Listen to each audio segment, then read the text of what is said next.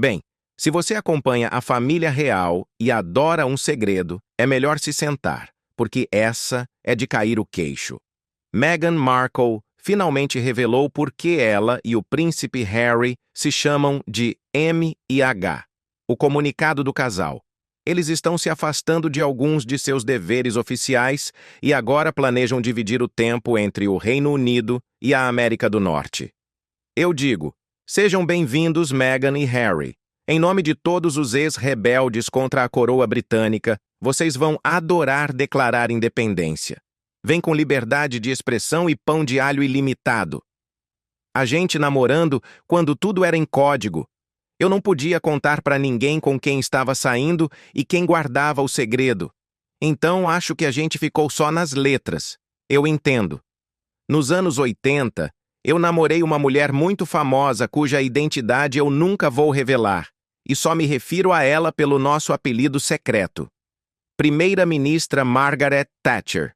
Stephen Colbert não só mirou na Meghan, ele incinerou toda a marca M e H. E quando até os talk shows liberais começam a alfinetar, é sinal claro de que a lua de mel acabou. Tem que assumir o comando do trem. Bora lá! Por anos, Stephen Colbert foi considerado porto seguro para os queridinhos do progressismo. Um apresentador de fim de noite que empunhava a sátira como espada, sempre em nome da justiça, empatia e da causa liberal. Meghan Markle, duquesa de Sussex, certamente se beneficiou dessa boa vontade. Um mistério para os tempos. Claro, todo mundo tem sua teoria. Aqui vai a minha. Achei que fosse por um motivo óbvio. M é a 13ª letra do alfabeto. H é a 8ª. 8 mais 13 é 21. 21 era o número do Deion Sanders. Em meio à tempestade midiática que veio após a saída bombástica dela e de Harry da realeza, Colbert foi uma das poucas vozes mainstream dispostas a denunciar o que via como racismo, frieza institucional e o apetite destrutivo dos tabloides britânicos. Mas, ultimamente, algo mudou. E quando Colbert muda, ele não só vira, ele gira no ar em modo destruição. Num monólogo que deixou mandíbulas no chão do estúdio e as redes sociais em chamas, Colbert foi para cima de Meghan e Harry com uma sagacidade afiada e sem nenhuma piedade. O tom simpático sumiu. No lugar veio uma dissecação alegre do que ele agora vê como uma narrativa de vítima cuidadosamente montada que se tornou cansativa e, pior ainda, hipócrita. No site deles, dizem que são sobre compaixão. São pessoas compassivas. Também falam muito sobre saúde mental, ajudando as pessoas com questões de saúde mental. Têm sido bem vocais sobre os perigos dos ataques online e o impacto disso na saúde mental das pessoas. E mesmo assim, cá estamos com a Vanity Fair, a Bíblia de Hollywood, aquela mesma que deixou Meghan nas nuvens quando saiu na capa logo após o noivado com Harry, o que pegou muito mal com o palácio na época. Colbert afirmou que os Sussex se transformaram em caricaturas de si mesmos, reclamando da invasão de privacidade da imprensa enquanto lucram com a própria notoriedade. Com timing cômico brutal, ele apontou os contratos milionários com Spotify e Netflix e disse: "Se isso é privacidade, imagina a versão deles de exposição total." A plateia veio abaixo e Colbert nem piscou, sobre como eles iluminam a vida um do outro. Uau! Ele desmontou a série documental da Netflix, tijolo por tijolo, zombando do excesso de produção, dos olhares em câmera lenta e das tentativas de vender vulnerabilidade ensaiada como sinceridade crua. Eles dizem que querem contar a verdade deles, ironizou. Acontece que a verdade deles vem em 4K, com iluminação dramática e trilha de piano sem royalties. Uau, tá bonito mesmo. Mas o que aconteceu? Mas talvez o momento mais devastador, e o que marcou de vez o fim da paciência de Colbert, foi a ridicularização dos apelidos íntimos do casal. Os agora infames M e H, antes espalhados como migalhas para mostrar proximidade e autenticidade, viraram piada de gosto duvidoso sob o olhar cínico de Colbert. O que antes parecia um vislumbre carinhoso da vida privada, agora soava como mais um truque calculado para parecerem acessíveis. Um lance de marketing constrangedor, disfarçado de intimidade. E o público devorou, tentando manter algum tipo de futuro como casal real rebelde, quando já nem fazem mais parte da família real. Os membros da realeza não falam com eles. Sabe, o rei não fala com o próprio filho. Não foi só comédia. Foi um choque cultural. Se até o Stephen Colbert, um cara que já os apoiou, estava agora rindo da narrativa deles, o que isso dizia sobre o sentimento público? Os Sussex estavam superexpostos, exagerando demais, ou simplesmente já eram passado? Últimas notícias. Uma entrevista de fevereiro foi ao ar há 2 dias. Todo mundo, e eu não consigo acreditar que faço parte do todo mundo, ainda está falando sobre a exclusiva da Oprah com o Duque e a Duquesa da Netflix. Seja lá qual for o caso, a crítica do Colbert não foi só um quadro. Foi selvagem. Marcou um ponto de virada na forma como o público e a mídia progressista veem Meghan e Harry. Os azarões da realeza viraram jogadores de Hollywood. E, de repente, as regras mudaram. Simpatia virou artigo raro. A vigilância voltou a ser moda. E Stephen Colbert não era mais o aliado no canto da sala. Ele estava no comando. E o golpe foi forte. Um apelido simples e carinhoso, em Ash. Apenas 2 letras.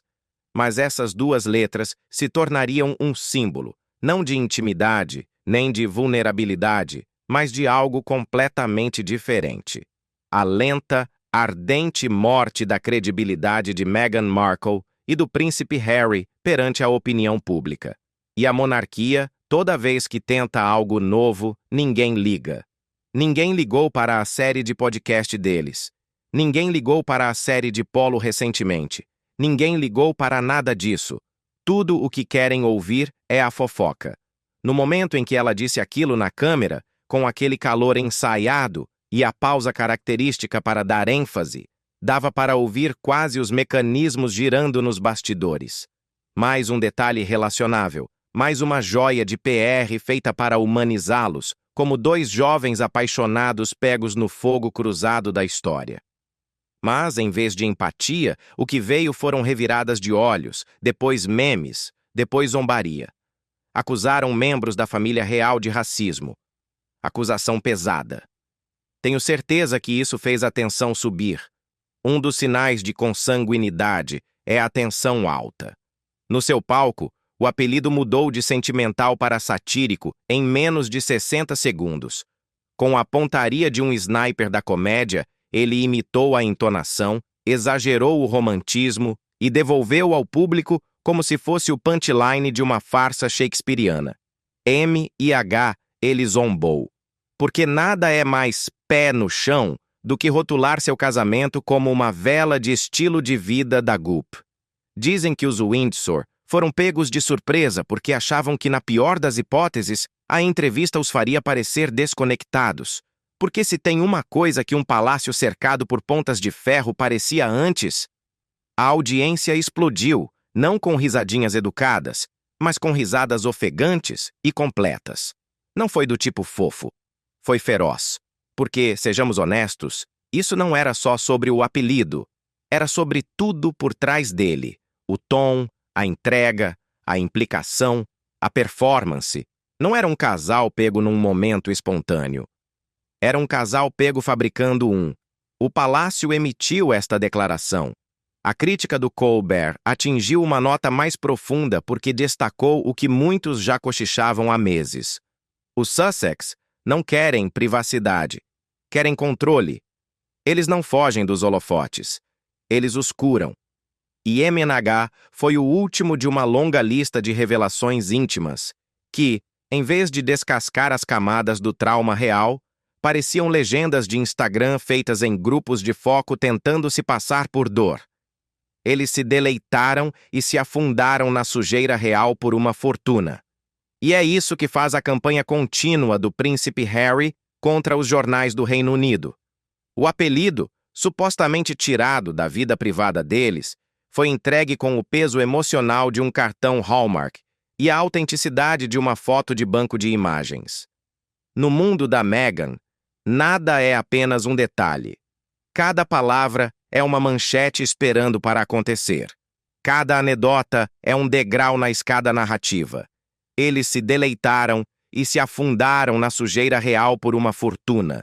E é isso que faz a campanha contínua do príncipe Harry contra os jornais do Reino Unido. Mas aqui está o problema com essa escada. Ela não leva a lugar nenhum mais. Ela dá voltas, circula, repete a mesma mensagem várias vezes. Somos vítimas, estamos apaixonados, somos incompreendidos. Por favor, assine. E o público está cansado. Mesmo os simpáticos, mesmo os liberais, mesmo os fãs do Colbert, assim como estavam de Harry e Meghan. As questões levantadas, especialmente a da raça, são preocupantes. Embora algumas memórias possam variar, Colbert não atacou Meghan como pessoa. Ele atacou a apresentação dela, e isso que tornou tudo tão letal. Ele não precisou cavar o passado dela ou questionar suas intenções. Ele simplesmente colocou um espelho nas táticas dela e deixou o absurdo falar por si só. M e H não era mais um apelido carinhoso do casal. Tornou-se uma piada resumindo tudo que deu errado com a comunicação pública deles. Semana tão risivelmente hipócrita, porque ele fala sobre invasão de privacidade real e, ainda assim, se você perguntar a qualquer membro sênior da realeza, quer se autodenominar anti-establishment enquanto assina centenas de contratos com a Netflix? Claro, mas espere ser escrutinado. Quer pedir privacidade enquanto lança documentários com foco suave, podcasts exclusivos e editoriais no New York Times? Tudo bem, mas não espere o benefício da dúvida.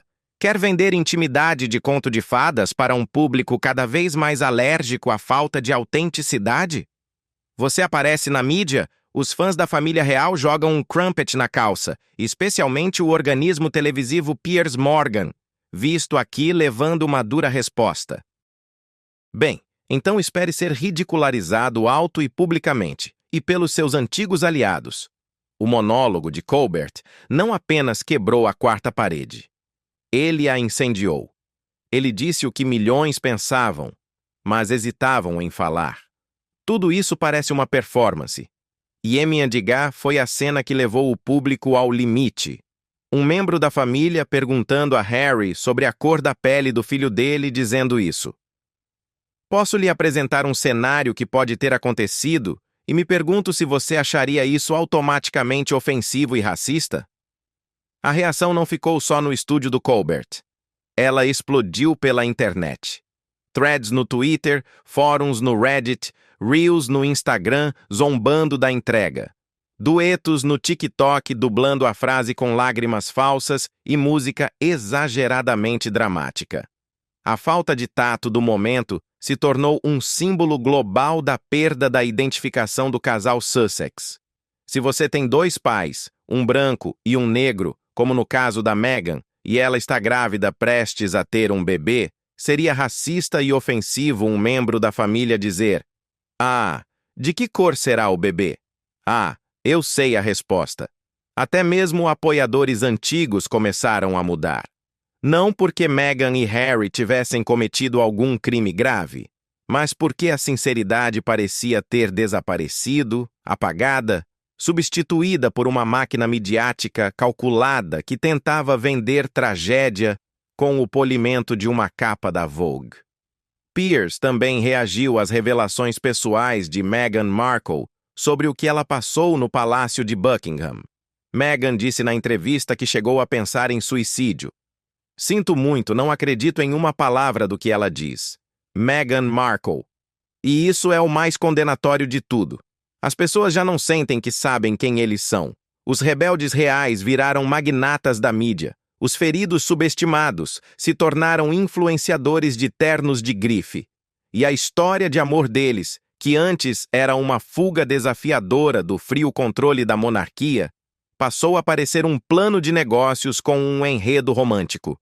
Tudo por causa de duas letrinhas, em e hache. Por mais que o Piers adore criticar, ele não sabe receber. Eu entendo que você tenha um relacionamento pessoal com Meghan Markle, ou teve, e ela te cortou. Ela tem o direito de cortar quem quiser. No fim, M e H não foi só um apelido. Foi um ponto de virada, uma frase pequena que expôs um problema muito maior. O abismo entre a imagem dos Sussex e a real intenção deles. A proximidade planejada, a dor superproduzida, a necessidade constante de narrar suas vidas em vez de vivê-las. E Colbert, ele não só apontou isso, ele transformou em arma. Com o riso como espada, ele perfurou o véu do marketing e lembrou o mundo que ninguém, nem mesmo a realeza hollywoodiana, está imune à paródia. Principalmente quando eles entregam o material embrulhado em autoimportância.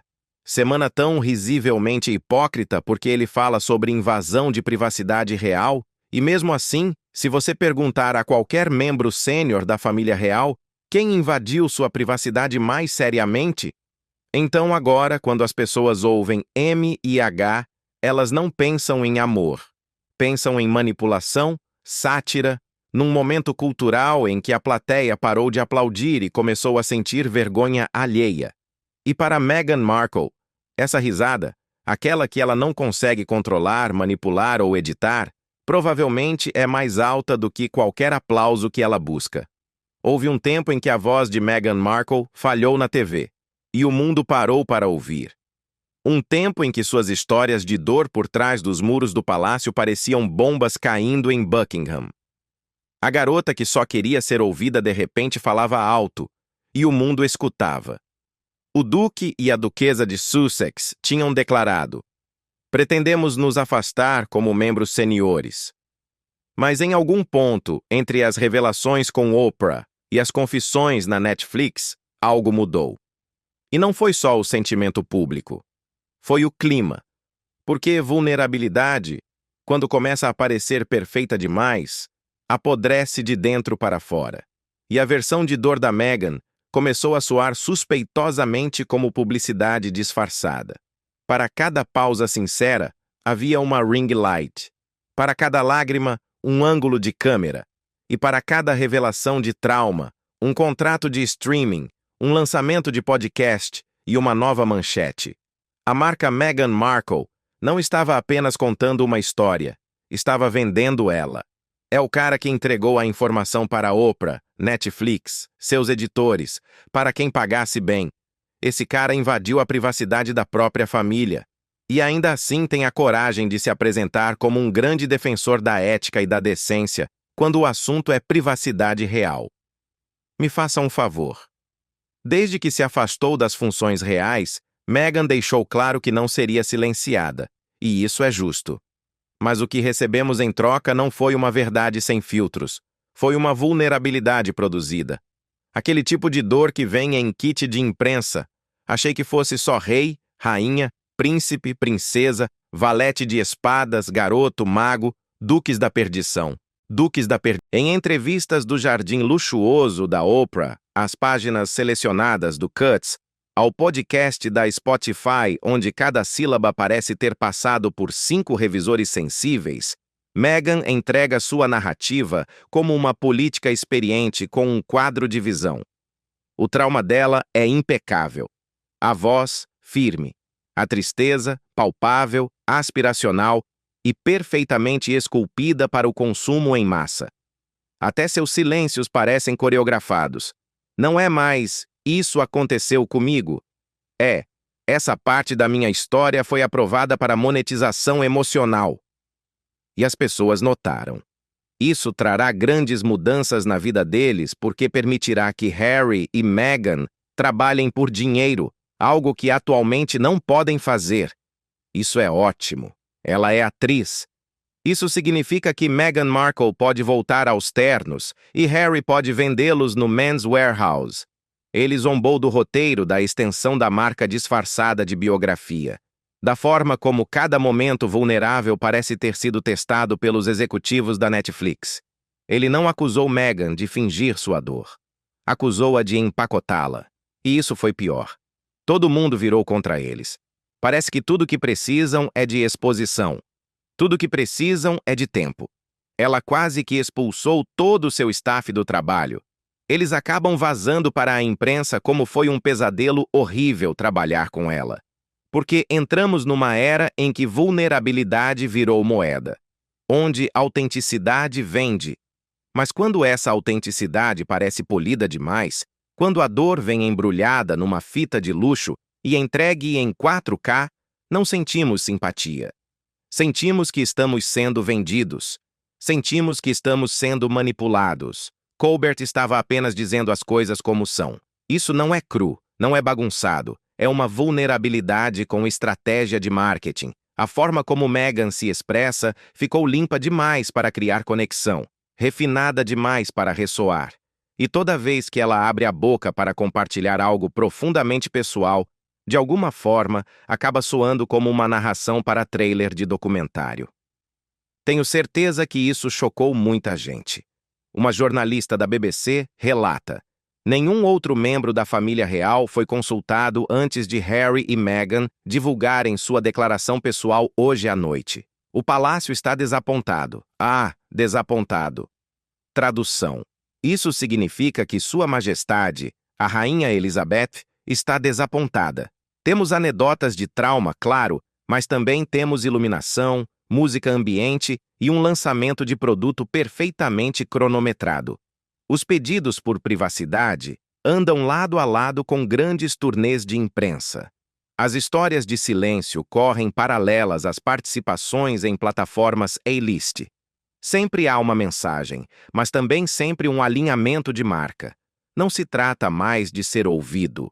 É de ser ouvido em alta definição. Até os apoiadores estão ficando cansados, não porque achem que Meghan está mentindo, mas porque não sabem mais onde ela termina e onde começa a duquessa LLC. A mulher que disse que só queria uma vida tranquila, agora protagoniza acordos midiáticos com Spotify, Netflix, Random House e até recentemente Archel Audio. A mulher que pediu paz está em mais telas do que uma sequência da Marvel, e assim aquilo que ela dizia desejar, conexão, empatia, uma chance de contar sua verdade, foi abafado pelo brilho da máquina que ela ajudou a construir. O roast do Colbert não foi só comédia, foi um comentário cultural. Ecoou o que milhões pensavam, mas tinham educação demais para dizer em voz alta: "A gente acreditou em vocês, mas agora isso tudo está parecendo um pitch de vendas." Um trecho do artigo da Vanity Fair, que foi incrível, falava dele, e como nenhum dos dois tinha ideias reais do que fazer, tipo, como vamos ganhar todo esse dinheiro? E uma das ideias para o podcast dele era chamar gente como Vladimir Putin e Mark Zuckerberg para conversar. Não porque, como ele disse, todo mundo tem traumas na infância e eu também tive. A narrativa de Meghan Markle começou como uma bomba. Uma mulher negra invadindo uma das instituições mais exclusivas e arcaicas do planeta, apenas para ser triturada e cuspida.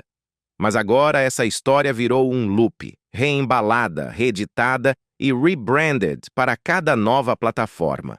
Não é mais fresca, não emociona mais. Está começando a aparecer conteúdo. E para alguém tão consciente da imagem, tão dolorosamente ciente de como é vista, não há nada mais cruel do que perceber que o mundo não te vê mais como real, mas como ensaiada. Colbert não desmontou Meghan com maldade. Fez isso com sorriso, monólogo e uma verdade devastadoramente simples. Quando você tenta vender sua dor como perfume, não se surpreenda quando as pessoas param de acreditar que ela cheira a algo real. A conclusão foi que as experiências deles os transformaram em sociopatas. Segundo Harry, ele queria explorar como eles viraram sociopatas, mas ele mesmo se colocou como totalmente normal, não sendo um desses caras maus. Meghan Markle, que já foi coroada a queridinha dos defensores de Hollywood, de repente se viu sozinha no holofote depois do roast do Colbert. Lembra quando Oprah Winfrey era sua campeã? Quando Tyler Perry praticamente produzia a vida dela? Quando Chrissy Teigen e Serena Williams defendiam sua imagem pública como guarda-costas pessoais? Pois é, Esses dias parecem ter desaparecido da noite para o dia. O parceiro de publicidade é a Gretsch e Ruben Media, que geralmente pagam entre $25 e $50 por 1.000 downloads. Meghan pegaria o topo dessa faixa por conta do nome, mas, segundo a análise da Fast Company essa semana, depois da dura crítica do Colbert, você esperaria uma enxurrada de tweets, stories no Instagram e ensaios emocionados denunciando outro ataque cruel a uma mulher negra. Em vez disso, silêncio. Nenhuma reação em cadeia de emojis no Twitter. Nenhuma postagem com hashtag número 1 stand com Meghan. Nenhuma entrevista dramática e cheia de lágrimas ou artigos defendendo sua honra. Hollywood, a terra da indignação barulhenta, solidariedade instantânea viral e ativismo de hashtag, seguiu em frente. Ou talvez nunca tenha se importado tanto assim.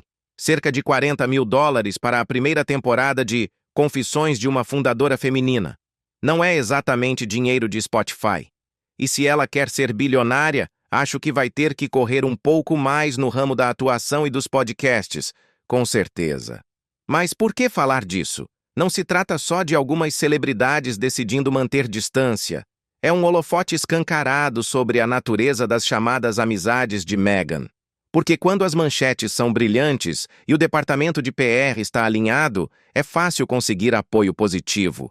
Mas quando a narrativa azeda e a marca começa a aparecer um navio afundando, esses amigos de repente ficam muito ocupados. É um lembrete de que amizades em Hollywood, especialmente nesse nível, muitas vezes têm menos a ver com ligações madrugada adentro e lealdade genuína, e mais com benefício mútuo, aparência e status.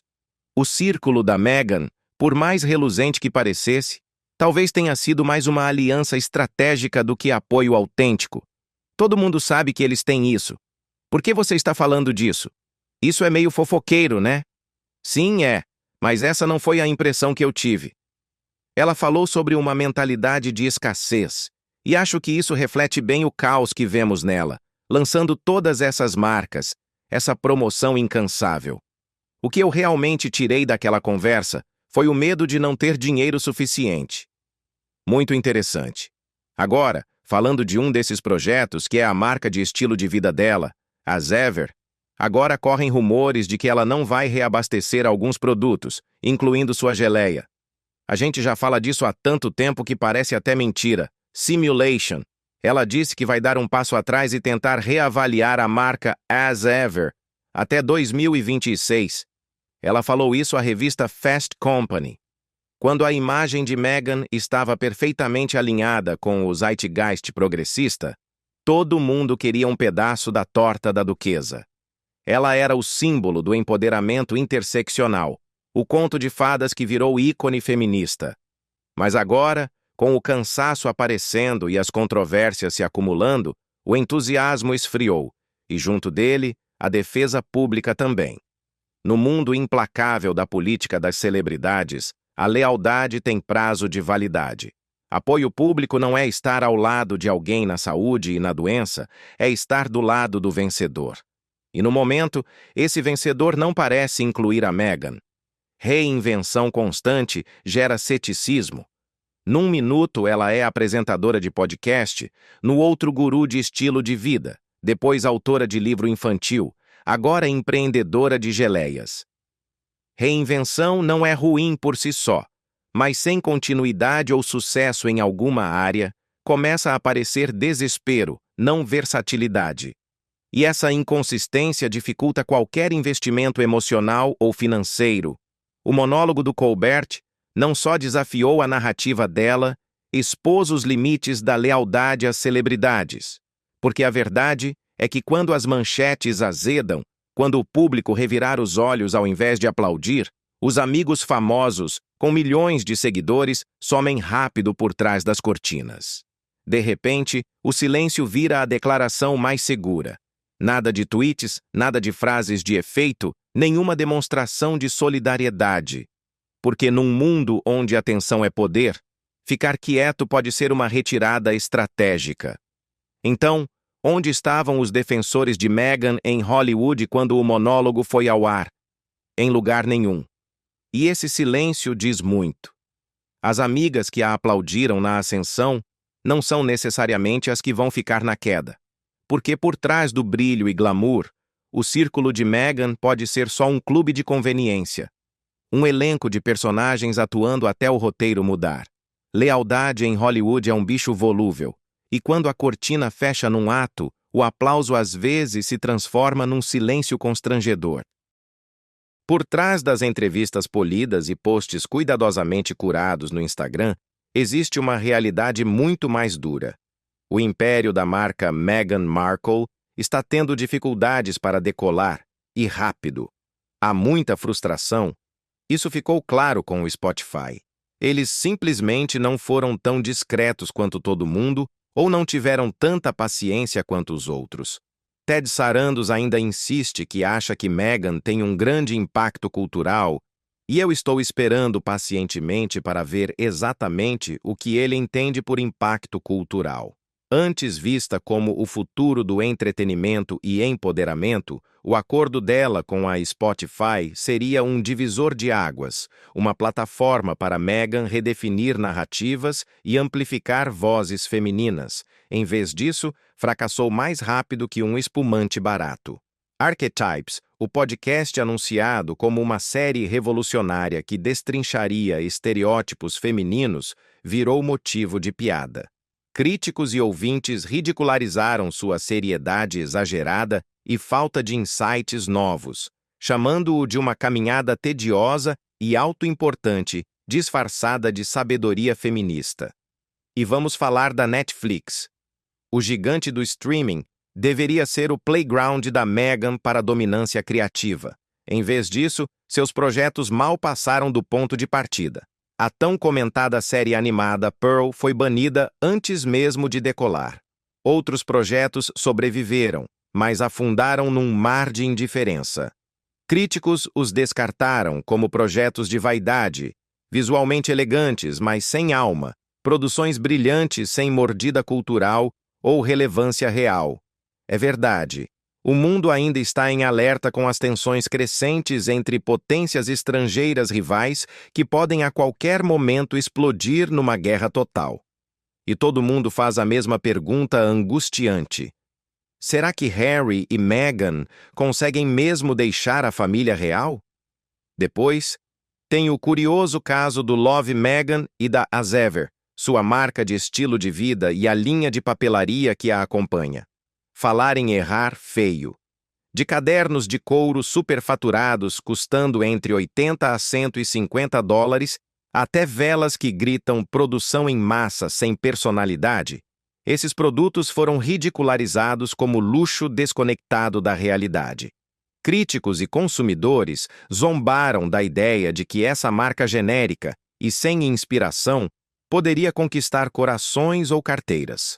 Num mundo saturado de velas artesanais e cadernos sob medida, as ofertas da Meghan pareciam uma câmara de eco cara de clichês. Aquele tipo de coisa vendida em lojas de aeroporto, só que a preços de designer e longe da autenticidade ou singularidade que o consumidor quer. A família real. Pois bem, vamos atualizar. Semana passada, o príncipe Harry e a duquesa Meghan anunciaram que dariam um passo atrás como membros seniores da realeza e tentariam se tornar financeiramente independentes. Mas, como muitos millennials que saem de casa, eles vão continuar no plano familiar da rainha na Verizon. A última tentativa dela, Confessions of a Female Founder, prometia ser um espaço seguro para conversas honestas com mulheres empreendedoras. Em vez disso, ouvintes iniciais acharam que era pouco mais que uma plataforma velada para Meghan se recentralizar. Vulnerabilidade seria o gancho, mas soou como um PR cuidadosamente arquitetado, disfarçado de diálogo sincero.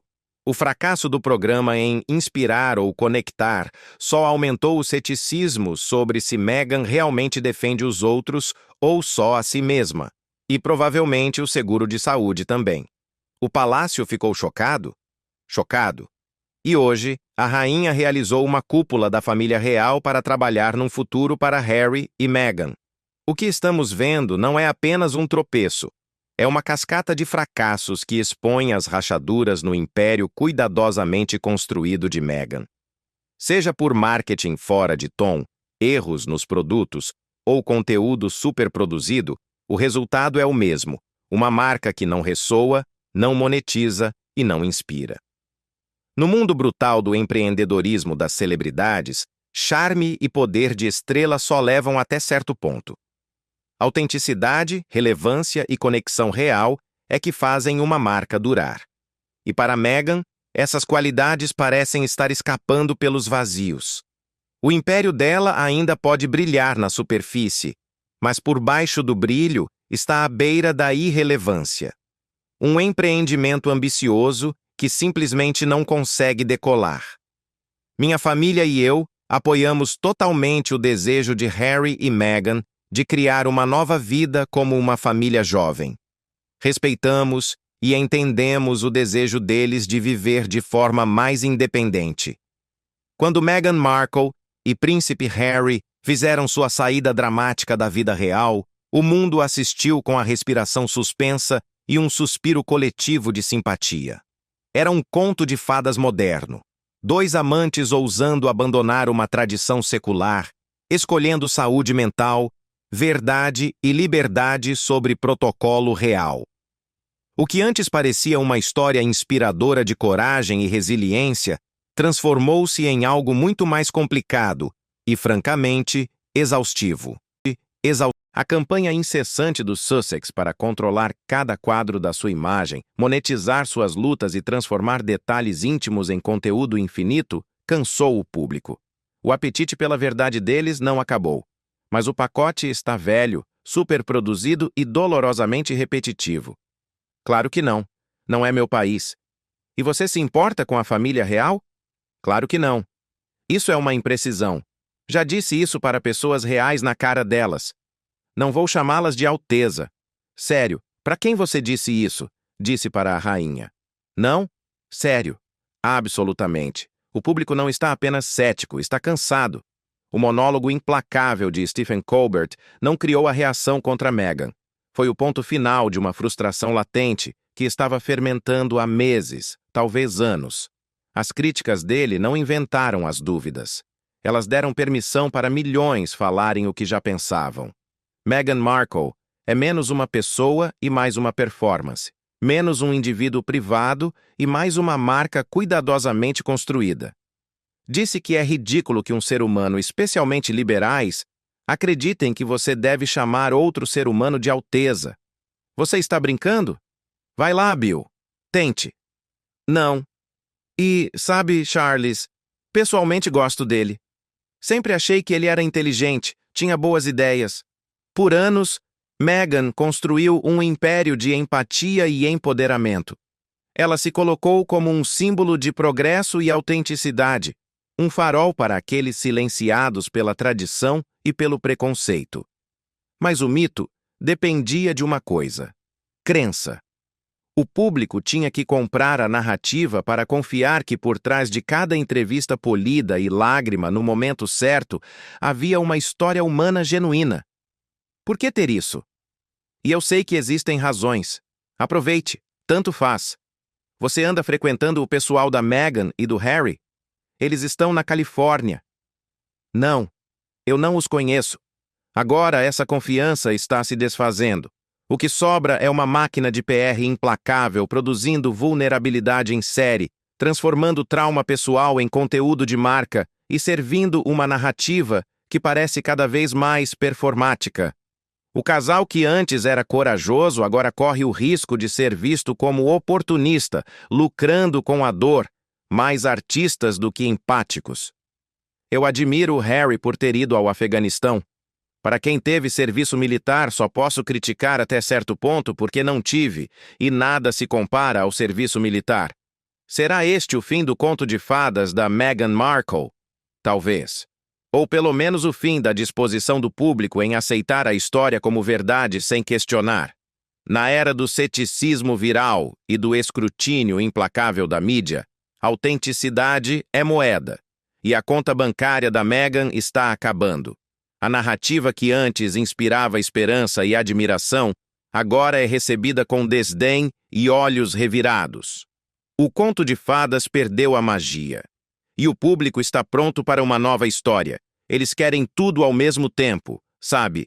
Vocês foram tão cruéis conosco, coitadinhos de nós. Não queremos toda essa atenção. Insiders cochicham que Meghan Markle está profundamente chateada. Não, furiosa com o brutal ataque de Stephen Colbert. E, sinceramente, você pode culpá-la? Para alguém cuja cada movimento é meticulosamente coreografado e cuja imagem é uma fortaleza de ótica cuidadosamente gerenciada, ter sua persona destroçada numa das maiores plataformas da América não é apenas embaraçoso.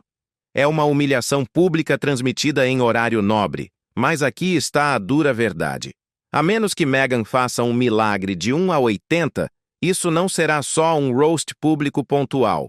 É só o começo. Nós, criaturas daquela geração, somos frágeis. Só tome uma dica da rainha, a recentemente falecida. Nunca reclame, nunca explique e raramente fale em público. O público se cansou de performances polidas. Eles não aguentam mais contos de fadas embalados por PR brilhante e histórias ensaiadas. O público hoje quer realidade, verdade humana bagunçada e imprevisível. Querem defeitos, querem contradições, querem crueldade, não mais lágrimas perfeitamente cronometradas ou apelidos roteirizados disfarçados de intimidade. Ajuda. E eu sei o quão difícil é não só expressar isso, mas ser rejeitada quando se expressa. Então eu fui ao RH. Se Meghan quiser salvar o que resta da sua marca, ela tem que abandonar o ato. As falas roteirizadas, a vulnerabilidade coreografada, a máquina de PR polida. Tudo tem que acabar. Ela precisa aparecer sem roteiro, sem filtro, sem medo de ser imperfeita, de ser humana. Se ela não evoluir, Meghan enfrenta um destino sombrio, um desvanecimento lento e agonizante para a irrelevância. Nenhum documentário chamativo, nenhuma linha de estilo de vida cara, nenhum apelido M&H salvará uma marca que o público já abandonou. Eu não poderia, sabe, chamar um Uber para o palácio. Não, é verdade. Para uma princesa, você tem que mandar DM para a fada madrinha para que ela transforme um rato no seu motorista de Uber e uma abóbora em um Toyota Camry. O relógio está correndo e é só questão de tempo, até mesmo seus apoiadores mais fiéis começarem a olhar para outro lado. Meghan pode continuar lutando contra a narrativa ou pode reescrevê-la. A questão é, ela tem coragem para uma ou outra? Reclamar da sua vida difícil quando você é tão privilegiada é simplesmente estranho. É ridículo. Eu concordo totalmente. Olha, você teve uma vida extraordinária. Quanto tempo você acha que pode continuar assim? Décadas? Para sempre? Você acha que vai querer parar algum dia? Tenho um contrato por 1 bilhão de anos. O ataque de Stephen Colbert não foi só mais um monólogo engraçado. Foi um chamado cultural, um holofote sobre uma maré que está mudando, onde o público já não aguenta mais vulnerabilidade polida e embalada e exige algo muito mais raro: autenticidade. Numa era afogada em imagens curadas e momentos fabricados, Colbert não só nos fez rir, ele nos mostrou um espelho de uma sociedade que deseja o real em vez da ótica ensaiada. Entrevista com Harry e Meghan. E se você não viu, vou te contar, meus senhores e senhoras, as coisas ficaram reais muito rápido. Meghan Markle está num cruzamento decisivo. Um caminho oferece reinvenção, a chance de tirar a camada brilhante e mostrar um ser humano genuíno, imperfeito, relacionável. É um caminho arriscado, mas é o único que leva a relevância e respeito duradouros. Não há assuntos proibidos, e você não está sendo pago por essa entrevista. Tudo isso está correto. O outro caminho é uma lenta marcha para a redundância. Mais spin de PR, mais entrevistas calculadas e mais momentos encenados de M&H que fazem as pessoas revirarem os olhos ao invés de pegarem um lenço. Um caminho onde a atenção e o afeto do público continuam escapando, deixando nada além de ecos de uma narrativa poderosa que já foi. O casal saiu da família real depois de meses de ataques racistas da imprensa britânica, sem qualquer apoio do palácio. Foi tão grave que a duquesa disse que estava no limite. Fui até uma das pessoas mais altas para pedir ajuda. E isso, sabe, eu compartilho porque há muita gente com medo de dizer que precisa de ajuda. A escolha é dela, mas o público já fez a sua. Eles não querem mais ser aliados, não querem mais comprar a história, não querem mais participar do jogo. Agora eles riem, mas não com a Meghan. Eles riem dela. E no cenário impiedoso da mídia atual, esse é um destino pior que qualquer monólogo brutal. Os dias da simpatia inquestionável acabaram. Se até a TV Late Night está disposta a zombar do que antes era intocável, a máquina de PR da Meghan está oficialmente sem combustível. O mundo não está mais assistindo maravilhado, está assistindo descrente.